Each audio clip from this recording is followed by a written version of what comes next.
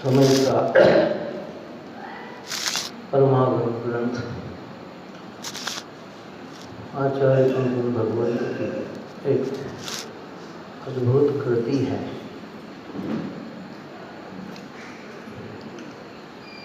शुद्धात्म तत्व को दिखाने वाली समय नाम ही आत्मा का है। इसका इस समय शब्द के अर्थ अनेक हैं, लेकिन यहाँ समय नाम है आत्मा, और उसमें भी जो सार समय सार उस भोग है जो ले जाए पार। इस समय नाम क्या है? आत्मा।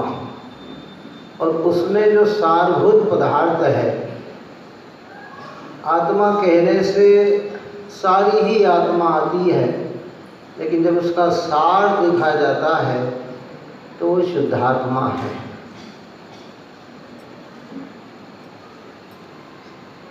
इस समय नाम है आत्मा, उसमें भी जो सार और समय सार उसको कहे जो ले जाए पार। काय से पार ले जाए? नदी से पार तो हम अनंत भवों में अनंत बार हो गए हैं। बड़े बड़े समुद्र भी हमने भुजाओं के बल पर पार कर लिए हैं। काय के बल पर? अपनी भुजाओं के बल पर अनंत बार मनुष्य बनकर हमने उस समुद्र को भी पार कर लिया है, लेकिन इस भव समुद्र से आज तक हम पार नहीं हो पाए। ये 4 गति 84 लाख योनियां जो अनंत दुख स्वरूप है, इस दुख से कभी पार नहीं हो पाए हैं। उस दुख से पार करने के लिए ये समय सार जैसा महान ग्रंथ आचार्य कुंकुम भगवंत ने रचा है, जो डायरेक्ट शुद्धात्मा दिखाता है, जो पर और पर्याय से पार दिखाता है, जिसके विषयीभूत वस्तु ऐसी अभेद अखंड है कि जिसको दृष्टि में लेने से आचार्य गारंटी देते हैं कि नियम से सम्यक दर्शन की प्राप्ति होती है।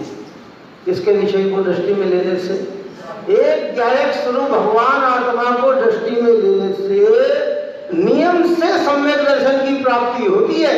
जिसको 11वीं गाथा में आचार्य ने कहा भी कि व्यवहार नहीं अभूतार्थ दर्शित, शुद्ध नहीं भूतार्थ है, और भूतार्थ आश्रित आत्मा सुदृष्टि निश्चय होए। उसका विषयभूत वस्तु इतना पवित्र है कि जिसकी आधारता बनने से सहज ही सम्यक दर्शन का जन्म हो जाता है।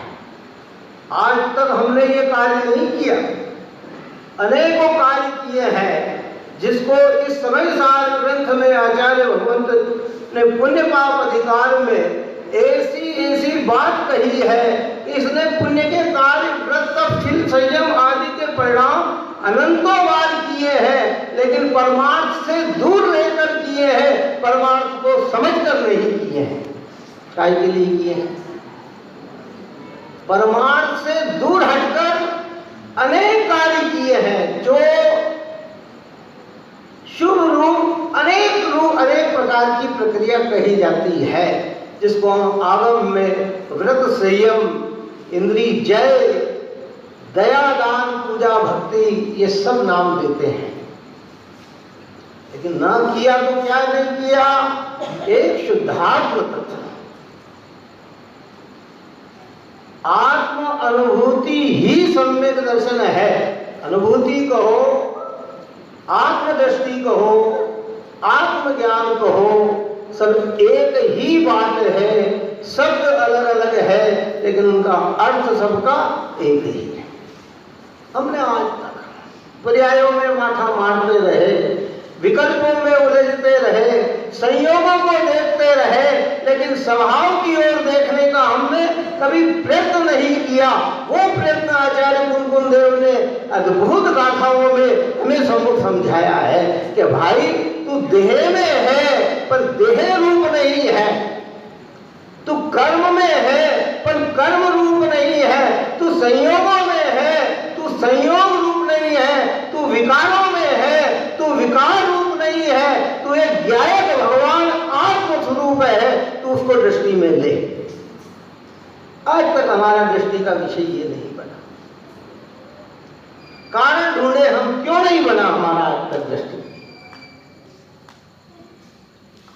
इस समय साहस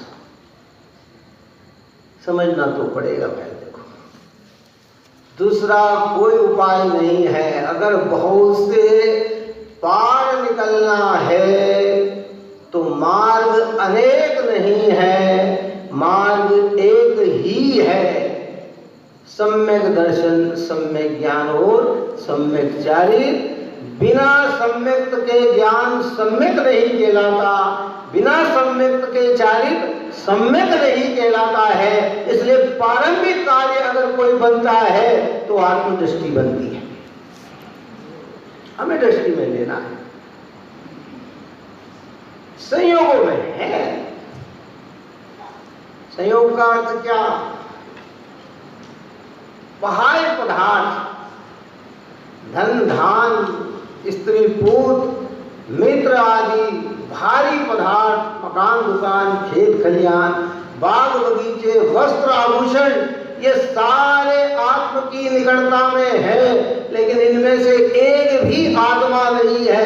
ये पुण्य पाप के विकारी भाव भी संयोगी भाव है, इसमें भी आत्मा नहीं है। जीवाजीव अधिकार में वर्णाधिक से लेकर गुणस्थान पर्यंत तक के सारे भाव को आचार्य भगवंत ने पुद्गल के खाते में डाले हैं कि सारे भाव पुद्गलमयी है और तू चैतन्यमयी है। ये जड़ है और तू ज्ञायक है। कौन ज्ञायक है? यहाँ बैठे कौन है? हम ज्ञायक है संयोग।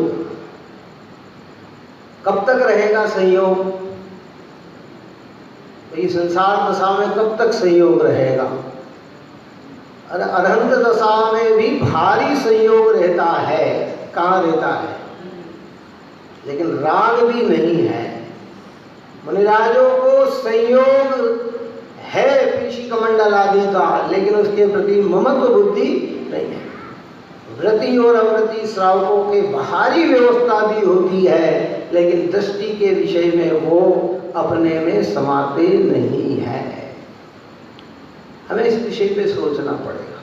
क्या सब करते सब भोगते, रुचि हो आत्म और, उसका मोह क्या करे दिख रहा भव छोड़। उसका भव छोड़, भव से पार उतरने की व्यवस्था समझ ली है। क्यों? एक ही कारण है कि वह शुद्धात्मा है। मोक्ष किसका होना?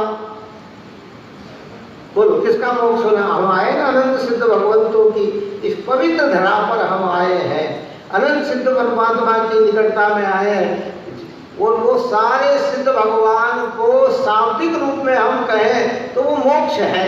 वो क्या है? वो बंधन से रहित दशा है, वो अपवित्रता का त्याग की दशा है, वो पूर्णता की दशा है।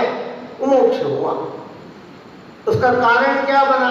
कारण विधानु कार्याणि। कार्य में कारण की उपस्थिति होना जरूरी है। मोक्ष किसका हुआ? कि आत्मा का हुआ है, तो मोक्ष में भी आत्मा है। राग में अगर राग से मुक्ति हो तो मोक्ष में भी क्या हो जाए कि राग होना चाहिए। हमें समझना पड़ेगा। पवित्र क्षेत्र पे आए, अनंत सिद्ध भगवान। देखो आगम में तो वर्णन आता है कि 2.5 द्वीप में ऐसी कोई जगह बाकी नहीं है कि जिसके ऊपर 45 लाख योजन की सिद्ध शिला में सिद्ध भगवान विराजमान न हो। लेकिन इस पवित्र जगह पर अनंत सिद्ध विराजमान है। माती सभी दूर है, लेकिन यहाँ अनंत जीव। क्यों? कि अनादिकाल से लेकर आज तक तीर्थंकरों का अगर मोक्ष हुआ है, ये उड़ापणे काल में अलग अलग प्रक्रिया बन गई, नहीं तो सारा मोक्ष कहाँ से होता? एक इस पवित्र क्षेत्र सम्मेद शिखर से ही भरत क्षेत्र के जीवों का मोक्ष होता। और एक एक के साथ अनंत अनंत जीव मोक्ष गए हैं। तो ऊपर में अनंत भगवंतों की आराधना के लिए, तो अनंत भगवंतों का रूप कहाँ है?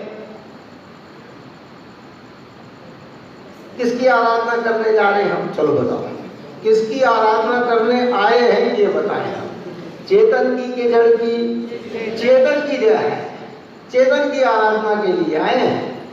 और वो चेतन को देखकर हमें ऐसा महसूस होना चाहिए, ऐसा पावर आना चाहिए कि ये सामर्थ्यता मेरे भीतर भी है।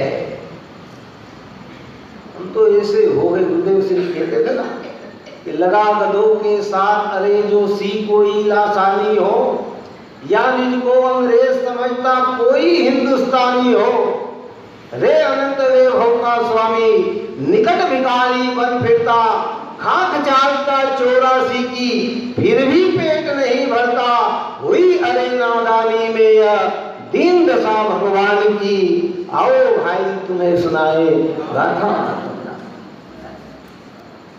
हुई अरे नादानी में, कैसे वैभव के स्वामी आप और हम? देखो, एक वैभव प्रकट होता है और एक वैभव अप्रकट होता। बड़े पंडित साहब ने लिखा ना, मुक्ति में है व्यक्त जैसे, यहाँ अव्यक्त है जैसे। कहाँ अव्यक्त है? वो व्यक्त है, यह अव्यक्त है। अनंत वैभव के स्वामी होते हुए भी हम, देखो शब्दों की रचना गुरुदेव श्री के अनुसार आदरणीय बाबूजी युगल जी की ये रचना है कि जिन्होंने उन्होंने लिखा है, रे अनंत वैभव का स्वामी निकट भिखारी बन फिरता, और खाक छानता 84 की फिर भी पेट नहीं भरता। कितना समय हो गया 84 लाख योनि में भटकते भटकते भटकते। देखो, आप और हमें क्या है, एक कल्पना लगती है, ये कल्पना होगी क्या। कई लोग तो, कई मत तो इस प्रकार की मान्यता के बने हुए हैं कि मनुष्य हमेशा मनुष्य ही बनेगा। कौन? सेठ हमेशा सेठ बनेगा, नारकी हमेशा नारकी बनेगी, तिरंज हमेशा तिरंज बनेगा, है ऐसी मान्यता के बने। लेकिन हमारे यहाँ तो भैया अनंत विभव के स्वामी होकर भी हम निपट भिखारी बन गए, बिना ज्ञान के भिखारी बन गए। कुछ समझ में नहीं आ रहा है इसलिए भिखारी बन गए। और खाक छानते 84 की फिर भी पेट नहीं भरता, हुई अरे नादानी में यह दीन दशा भगवान की। किसकी? भगवान।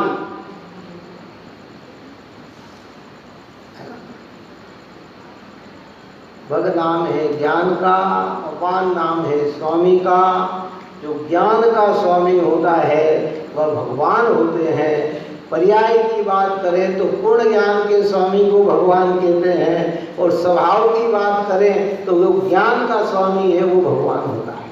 इसका गुरुदेव सिंह कहते हैं ना, प्रत्येक आत्मा भगवान स्वरूप है। भगवान है तो भगवान का अर्थ क्या? हमें लगता है ऐसा, नहीं लग पाता है। क्यों? कि हम पर्यायों में ही जकड़े हुए हैं। तो समय सार वो चीज समझाता है, शुद्धात्म दृष्टि बताता है, आनंद स्वरूप आत्मा को दिखलाता है। ऐसा नहीं समझना कि ये कोई काल्पनिक बात चल रही हो। हर व्यक्ति ये, क्योंकि अनादि से इंद्रियों का रस और इंद्रियों का सुख इतना हमारे परिचित में आ चुका है, इतना उसका रस लग चुका है कि हमें इससे हटकर कोई रस दिखाई ही नहीं देता। लेकिन ये समय सारी उस चीज को बताती है,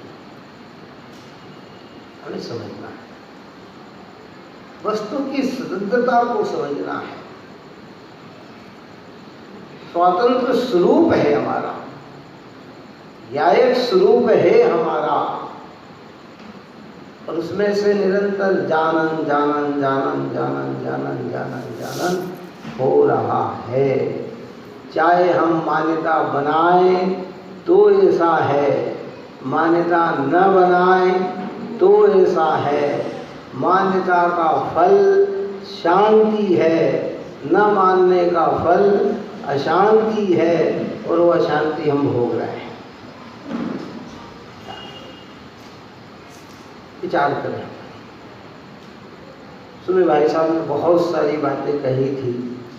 उन्होंने तो यही कहा था कि भाई अब बार बार शिखर जी आने का भी, क्योंकि ऐसा हो कि हमें शिखर जी आना ही न पड़े, लेकिन वो कहने का अभिप्राय अलग था।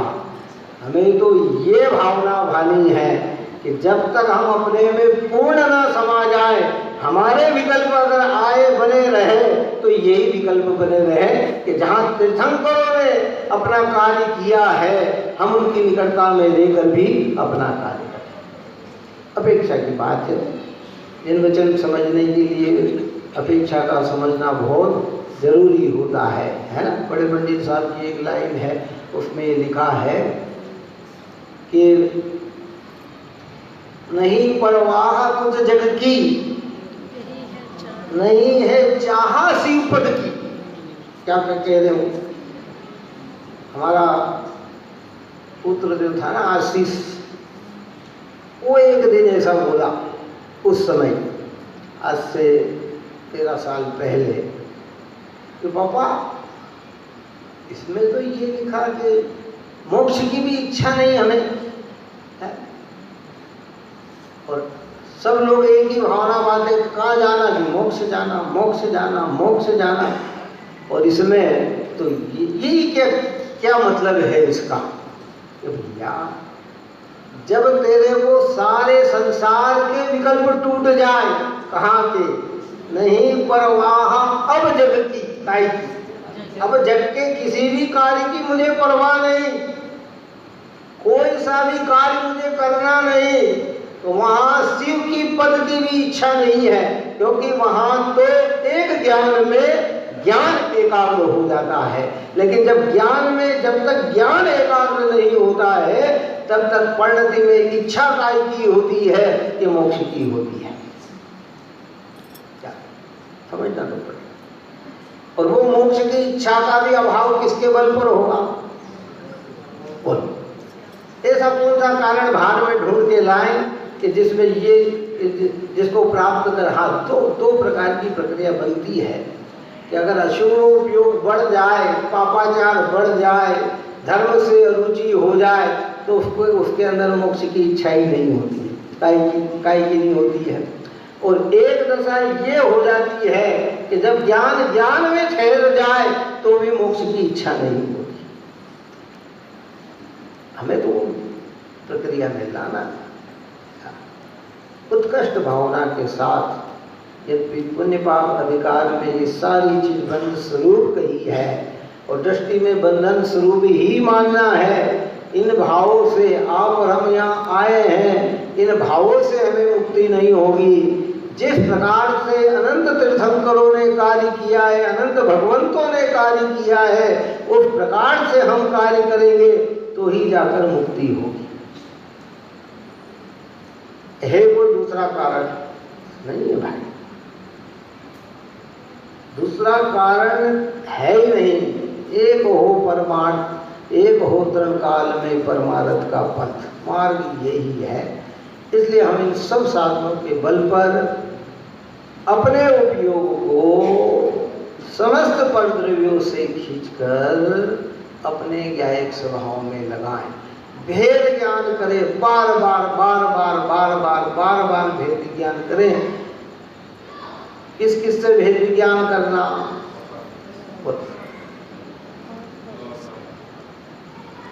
इतनी चीजों से भेद ज्ञान है, वो अन्य मत में भी है।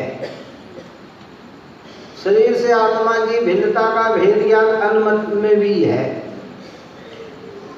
धन रुपया परिवार से भिन्नता का भेद ज्ञान अन्य मत में भी है।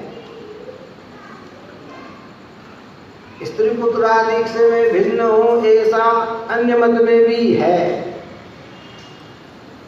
लेकिन राग से भी मैं भिन्न हूं, कैसे? राग से भी भिन्न। इस समय साल ग्रंथ में जहाँ राग कहा ना, वह संपूर्ण विकार लिया। जहाँ क्रोध कहा ना वहाँ संपूर्ण विकार लिया। जब ये कहा कि मैं राग से भी मैं भिन्न हूँ, तो फिर मैं हूँ क्या? कि मैं एक आत्म तत्व, ज्ञायक तत्व हूँ। तो ज्ञायक तत्व की ही दृष्टि बन जाए, बस यही संसार से उतरने का उपाय है।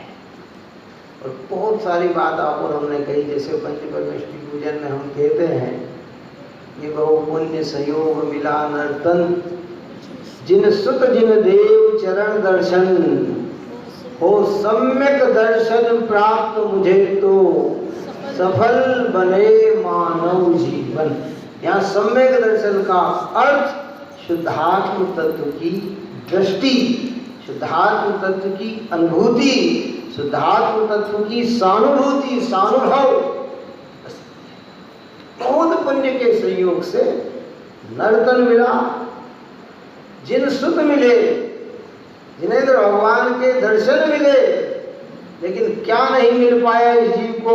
इस सब में सोचो, जब बच्चों को पाठशाला पढ़ाते हैं तो सबसे पहले एक संकल्प कराया जाता है। क्या कराया जाता है? ऊपर का संकल्प हमारा ये है कि सम्यक दर्शन प्राप्त करेंगे, सबसे पहले लक्ष्य। क्योंकि सम्यक दर्शन के बिना जीव कितना ही प्रयत्न करे, दुख का कभी अभाव नहीं होता। और उस सम्यक दर्शन की आराधना अनेक अनेक आचार्यों ने हमारी बुद्धि के अनुसार अनेक प्रकार से, 4 प्रकार से उसकी व्याख्या की। जब हम साधारण बात पे चलते हैं तो पारंपरिकता में ये कहा जाता है कि देव शास्त्र गुरु के सिद्धांत का नाम सम्यक दर्शन है। फिर इसमें जब प्रतीति बढ़ती है इनके अलावा और कोई हमारी दृष्टि में महत्वपूर्ण नहीं होता है। पंच परमेष्टि के अलावा, जिनवाणी माता के अलावा, निर्ग्रंथ मुनिराज भगवंतों के अलावा जब हमारी दृष्टि में किसी की कीमत नहीं रहती है और यही मजबूती आ जाती है, तो फिर एक कदम और आगे आचार्य हमें बढ़ाकर कहते हैं कि तत्वार्थ श्रद्धानम सम्यक दर्शन है। फिर ये जीव क्या करता है? तत्वों का श्रद्धा। कितने प्रकार के तत्व हैं? 7 प्रकार। द्रव्य 6, तत्व 7, जिसमें तत्वार्थ तत्व, अर्थ सहित तत्वों का सिद्धांत सम्यक दर्शन है। फिर आगे एक और स्टेज पे बढ़ाते हैं, क्योंकि ये भी विकल्पात्मक व्यवस्था होने से एक स्टेज और आगे बढ़ाकर आचार्य कहते हैं, जो हमारे अमृतचंद्र आचार्य देव ने कहा कि सपर भेद विज्ञान का नाम सम्यक दर्शन है। किसका नाम सम्यक दर्शन है? और सवर पर में क्या? एक तरफ आत्मा, बाकी तरफ सारी चीजें। अनंत आत्मा भी मेरे से भिन्न। उद्गल धर्म आकाश काल तो मेरी स्वसत्ता में समाते ही नहीं है, लेकिन अनंत जीव भी मेरी स्वसत्ता में समाने वाले नहीं है, वो भी मुझसे भिन्न है। लेकिन ये भिन्न है और मैं इससे भिन्न हूँ, ऐसे विकल्प होने पर आचार्य ने एक सीढ़ी और बढ़ाई और कुंद आचार्य भगवंत ने कर्ता कर्म अधिकार की गाथाओं में ये बात कही कि आत्मानुभूति है वही सम्यक दर्शन है। क्या क्या सम्यक दर्शन है? अब जो सामान्य जीव होते हैं ना, जिन्हें आत्मानुभूति नहीं हुई है और देव शास्त्र गुरु का ही श्रद्धान है, और ऐसा नहीं कल्पित श्रद्धान नहीं है, जैसा जनागम में जिनेंद्र को बताया 18 दोष रहित,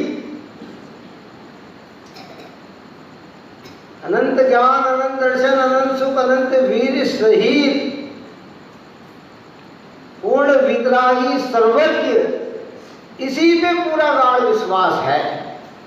अहिंसा अनेकांतमयी जिनवाणी पे ही विश्वास है।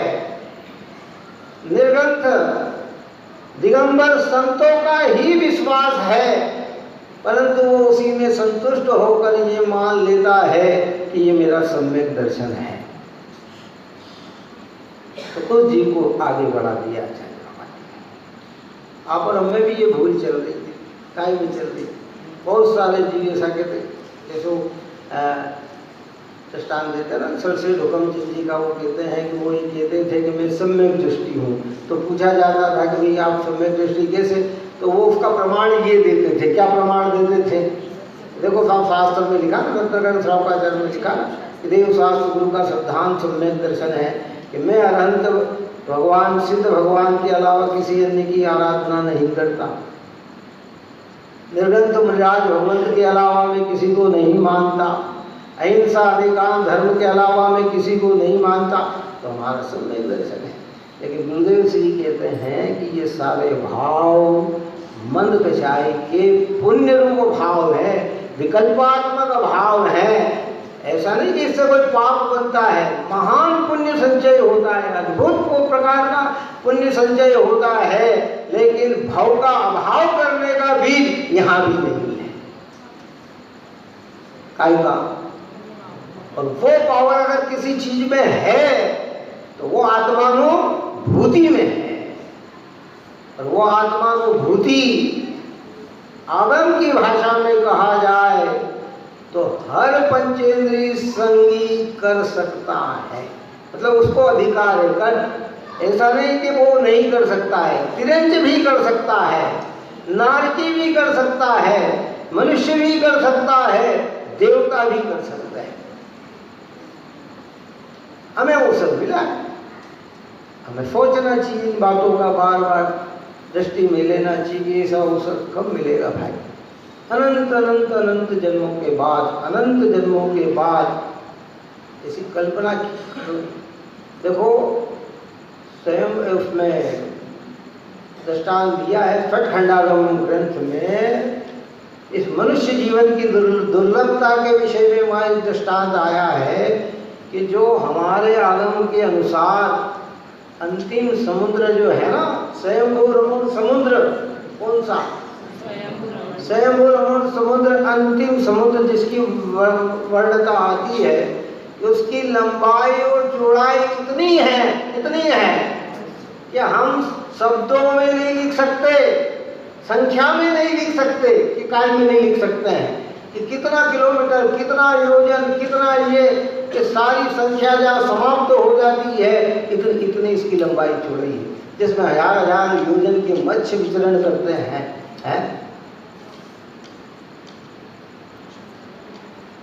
वहाँ आचार्य कहते हैं कि भाई इतने बड़े समुद्र के अंदर भी एक लकड़ी के दो टुकड़े करें और एक इस किनारे पे रखें और एक उस किनारे पे रखें, कहाँ?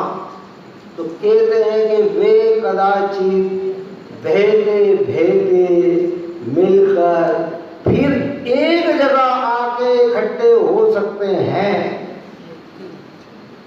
लेकिन एक बार अगर मनुष्य जीवन निकल गया, ऐसा पवित्र जिनेंद्र भगवान का मार्ग निकल गया, निर्गंत भगवंत की वाणी निकल गई, जिनवाणी माता निकल गई, तो कहते हैं पुनः प्राप्त होने में बहुत दुर्लभ।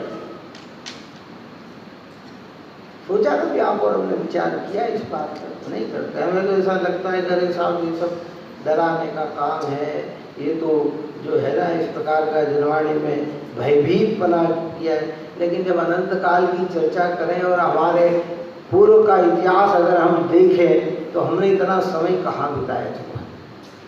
कबीरदास ने लिखा है विषय के अंदर कि पत्ता टूटा डाली से, ले गई पवन उड़ाए, अब के बिछड़े कब मिले, दूर पड़े ही जाए। क्या क्या क्या कहा उसने कि डाली से जो पत्ता टूटता है ना और जोर से हवा का एक झोंका आता है, उसे इतनी दूर उड़ा के ले जाता है कि वो फिर दोबारा पुनः उस वृक्ष के निकट भी नहीं आ पाता है। ऐसा बिना भेद विज्ञान, बिना देव शास्त्र के श्रद्धान, आत्म श्रद्धान किए बिना ये अगर हमारा मनुष्य जीवन चला गया तो फिर दोबारा कभी भी मनुष्य जीवन प्राप्त करना कल्पना ही होगी। और मिल भी गया तो ऐसे पवित्र जिनेंद्र नहीं मिलेंगे, जनवाणी माता नहीं मिलेगी, निर्ग्रंथ राज नहीं मिलेंगे, ज्ञानियों की देशना नहीं मिलेगी। इसलिए इस परम पवित्र क्षेत्र के पे आकर हम ऐसा भीतर से हृदय में संकल्प करें कि हमें अब भव का अंत चाहिए, अब हमारे भव बड़े नहीं। आपको पता कर्णानु योग का सिद्धांत क्या कहता है? सम्यक दर्शन प्राप्त किए बिना चाहे शुभ करें चाहे अशुभ करें, उसमें बंधन तो अनंत ही होता है। इतना होता है, इतना। अभी आप और हम सोच रहे हैं हम शिखर जी आ गए तो हमारे भव कम हो गए होंगे। सर्वज्ञ भगवान से पूछे कि हे प्रभु हमारे कितने भव कम हो गए? बोलो कितने कम हो गए? नहीं हो पाए। देखो अज्ञानी अपनी कल्पना के आधार से सिद्धांत बनाते हैं और ज्ञानी भगवान के लिए जो यथेष्ट देखा है उस आधार से विश्वास जमाता है, उस पर सिद्धांत करता है। हम सोचते आ गए अब हमारे भव का अंत हो जाएगा, ये कर लिया कि भव का अंत हो जाएगा। ये अरे भाई आगे की क्लासों में आए, क्लास का मतलब है हम अभ्यास बढ़ाएं तो हमें पता लगेगा कि पाप कार्य करने से तो अनंत संसार बढ़ते ही हैं, पर सम्यक दर्शन के बिना पुण्य करने से भी संसार ही भ्रमण होता है, मुक्ति मिलने वाली नहीं है। कैसे? ये संसार में लिखी बात, गाथा पढ़ो आचार्य भगवंत की। हमारे 145 गाथा से समय सार पुण्य पाप अधिकार चालू हुआ है और आगे की 163 आदि गाथा तक पुण्य पाप अधिकार में ये चर्चा की कि देखो क्या बंधन स्वरूप है। और आप और हम बिल्कुल शांत रहो, नहीं सब अब हमारे भव का अंत हो गए। देखो कई बार व्यवहार की प्रक्रिया को भी धर्म नाम दिया जाता है। जैसे जब कहा ना धर्म करत संसार सुख, धर्म करत निर्वाण और धर्म पंथ साधे बिना नर तिर्यंच समान। और जब जीव क्या कहता है, देखो धर्म करने से संसार का सुख मिलता है, धर्म करने से निर्वाण की प्राप्ति होती है। कि जहाँ धर्म करने से संसार सुख की चर्चा की गई है वहाँ धर्म का अर्थ पुण्य भाव है, शुभ भाव है। कि उस पुण्य भाव से क्या मिलता है? संसार सुख मतलब संसार के पदार्थों की अनुकूलता। और जिस भाव से निर्वाण की प्राप्ति होती है वहाँ धर्म अर्थात सम्यक दर्शन ज्ञान हो चाहिए। और जो न पुण्य कार्य करते हैं न आत्मा को समझते हैं, कहते उनमें और हम में नर तिर्यंच समान के वे तो मनुष्य और पशु एक जैसे ही हैं। क्योंकि खाना पीना तो हम भी कर लेते हैं और खाना पीना पशु भी कर लेता है, काम आदि सेवन हम भी कर लेते हैं और काम की सेवनता वो भी कर लेते हैं। इसलिए उनमें और हम में कोई अंतर नहीं है। लेकिन भी अंतर कब पड़ता है कि जब हम अपने चैतन्य से परिचित हों। इसलिए भव का अंत अगर हमें करना है तो सम्यक दर्शन का लक्ष्य, सम्यक दर्शन का विषयभूत वस्तु त्रिकाली ध्रुव तत्व आत्मा, जिसको हमारे यहाँ कहा शुद्ध नहीं का विषय को हो, परम शुद्ध निश्चय नहीं का विषय को हो, कि वो जो त्रिकाली आत्मा जो पर और पर्यायों से जुदा है, पर भी है पर्याय भी है, लेकिन दृष्टि जिसकी पर और पर्याय पे न होते हुए अपने ज्ञायक स्वभाव पर है, कहते वहां सम्यक दर्शन की आराधना है। तो आप और हम क्या लक्ष्य बनाएं? कि हमें सम्यक दर्शन प्राप्त करना है। 4 शब्दों में कहें तो शुद्धात्म तत्व की अनुभूति करना है, ज्ञायक तत्व की अनुभूति करना है। क्या कहीं बाहर से कहीं से नहीं लाना है। आत्म तत्व ज्ञान भाव पुराना पंडित जी कैलाश संजय जी शास्त्री जी का, उसमें उन्होंने 2 शब्द में संसार और मुक्ति की चर्चा कर दी, बहुत शार्ट में, कि संसार क्या और मुक्ति क्या। ये उपयोग हमारा अपने को न समझकर पर की ओर दौड़ लगा रहा है, यही सारा संसार है। और जब सबसे उपयोग हटाकर अपने को दृष्टि में लेता है तो यहीं से मोक्ष मार्ग की शुरुआत। और ये कार्य आप और हम कर सकते हैं, ऐसा नहीं है। जब पशु ये कार्य कर सकते हैं तो हम क्यों नहीं कर सकते भाई, क्यों नहीं कर सकते हैं? इसमें उम्र की कोई बाधा नहीं आती है, संयोग का अभाव कोई बाधित नहीं करता है, शरीर की अस्वस्थता भी बाधा नहीं करती है। इसमें बाधा अगर बनती है तो आप और हमारी आत्मा के प्रति रुचि न होना, यही बाधा बनती है। ये हमारी रुचि है, हमें तो बस एक चीज अच्छी लग रही है बस, तो क्या है, ठीक है। कई लोग ये भी सोचते हैं मोक्ष में जाके क्या करेंगे, शरीर तो है नहीं, इंद्रिया है नहीं, परिवार है नहीं, किसी से बोलना है नहीं, किसी से चालना है नहीं, हिलना डुलना है नहीं, तो वहाँ आखिर क्या चीज मिल जाएगी ऐसी हमें, लेकिन पता नहीं है। एक समय में सिद्ध भगवान इतना सुख भोगते हैं कि संसार के सारे बड़े बड़े पदधारी एक साथ इंद्रियों का भोग करे क्या, जबकि उनकी तो क्वालिटी ही क्या है, अलग है। फिर भी भारी दृष्टि से अगर हम बात करें तो सारे लोग एक साथ भोग करें तो उसमें भी वो चीज नहीं है। ऐसा एक समय में सिद्ध भगवान सुख भोगते हैं, तो ऐसे सुख की लालसा हमारे अंदर हृदय में क्यों ना आए। और वो कब आती है, तो वो बलवान बनने की कब आती है हमारे अंदर भावना। बहुत साधारण बात है, बलवान बनने की भावना कब आती है हमारे अंदर, तो जब बलिष्ठ वस्तु व्यक्ति को हम देखते हैं, जब उसकी चर्चा सुनते हैं तो हमारे अंदर क्या भाव आते हैं कि मैं भी ये सब। उदयपुर में महाराणा प्रताप का जो स्टेचू है ना, जब हम देखते हैं उनका भाला कितना 80 किलो का, कैसे तोड़ लेते, 400 किलो लोहा पहनकर दौड़ लेते थे। कितना, 400 किलो शरीर पे लोहा, और वो युद्ध के लिए लड़ लेते थे। तो क्या भावना पैदा होती है कि ऐसा वीर हमें भी बनना। तो अनंत सिद्धों को देखकर कैसी भावना होना चाहिए हमारी, सिद्धालय में अनंत भगवंतों को देखकर कैसी भावना होना चाहिए हमें कि ओ मुझे भी यही चीज प्राप्त करना है। जो जरा जरा सी चीज में डरता है ना, अगर उसको हम देखेंगे और उसको आदर्श बनाएंगे तो डरपोक हो जाएंगे। क्या हो जाएंगे, वो किनारे से ही जा रहा हो, सामने से बस आ रही हो ना, वो डरता हो तो वो 2 कदम ऊपर चढ़ जाएगा। क्या चढ़ जाएगा, क्योंकि उसे वो डरपोक है। और अगर बलिष्ठ होगा तो क्या करेगा, नहीं। ऐसे यहाँ कह रहे हैं कि देखो, संसारी जीवों को तो हमने अनेक बार आदर्श बनाया, अब हमारे आदर्श बनना चाहिए सिद्ध भगवान। और इसीलिए हम इस पवित्र क्षेत्र पर आए हैं।